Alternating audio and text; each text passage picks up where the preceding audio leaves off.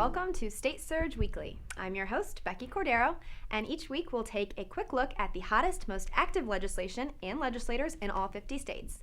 And as always, you can keep up with any and all legislation for free on StateSurge.com.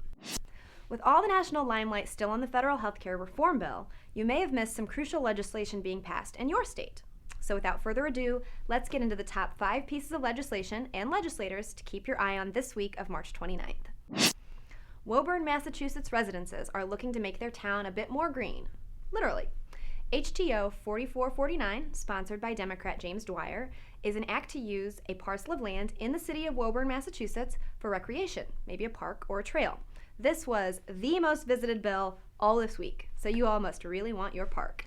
Now, the second hottest thing on StateSurge.com this week was Arizona State Senator Ron Gould. Gould, a Republican from Arizona's 3rd District, has been pretty busy this legislative session, sponsoring 121 bills so far during the 2010 session, and he sits on 4 Arizona committees, including serving as the chairman of the Senate Retirement and Rural Development Committee. Gould's popularity this week seems to center on the passage of S. 1334, which bans texting while driving in Arizona. Senator Ron Gould was quoted this week saying, "Motorists distracted by texting can and should be ticketed for reckless driving." Let us know what you think about this hot-button issue.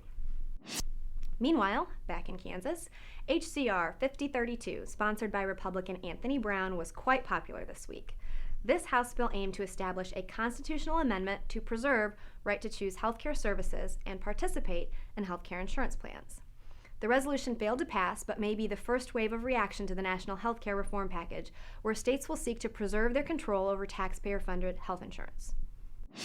Another legislator is making waves. On Monday, Mike Turner, House Democratic Caucus Chairman from Tennessee, said, "I think all of a sudden we have a black man elected president, and everyone wants to start acting like something's wrong with our country.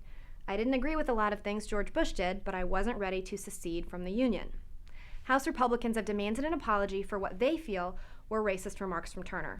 Illinois Representative Dan Brady gained some attention this week for his proposed change to the Illinois Pension Code. Workers who retired early and received their Illinois Municipal Retirement Fund pension, who then returned to work, face restrictions that could impact their pensions. This proposed change would limit those restrictions and also amends the State Mandate Act to require implementation without reimbursement. In a nutshell, implementation without reimbursement protects the state from having to pick up a municipality's cost for making this change. The Illinois pension reform process is scalding hot this week as Illinois seeks to make up a budget shortfall of roughly $13 billion. The Illinois pension system is one of the most troubled in the nation, falling short almost $80 billion in what is owed to future retirees. We really appreciate your comments, and we want your voice to be heard in the legislative process, so every week we'll feature 1 or 2 comments that stood out. Here's one from Scott G. on Illinois HB 4888. That would issue 1 instead of 2 license plates for new vehicles. He says, HB 4888 is a great idea.